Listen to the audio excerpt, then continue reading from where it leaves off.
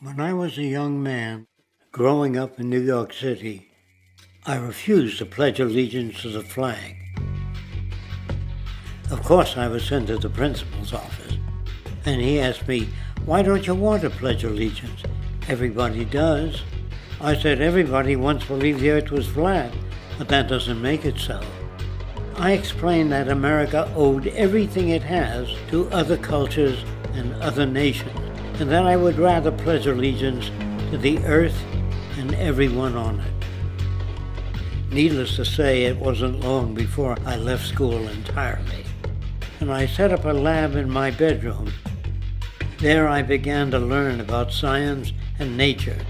I realized then that the universe is governed by laws, and that the human being, along with society itself, was not exempt from these laws.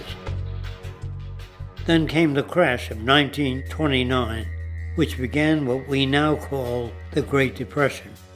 I found it difficult to understand why millions were out of work, homeless, starving, while all the factories were sitting there.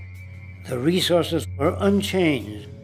It was then that I realized that the rules of the economic game were inherently invalid. Shortly after came World War II, where various nations took turns systematically destroying each other. I later calculated that all the destruction and wasted resources spent on that war could have easily provided for every human need on the planet. Since that time, I have watched humanity set the stage for its own extinction. I have watched as the precious finite resources are perpetually wasted and destroyed in the name of profit and free markets.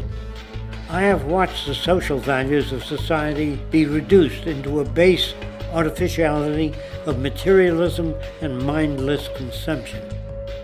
And I have watched as the monetary powers control the political structure of supposedly free societies. I'm 94 years old now, and I'm afraid my disposition is the same as it was 75 years ago. This shit's got to go.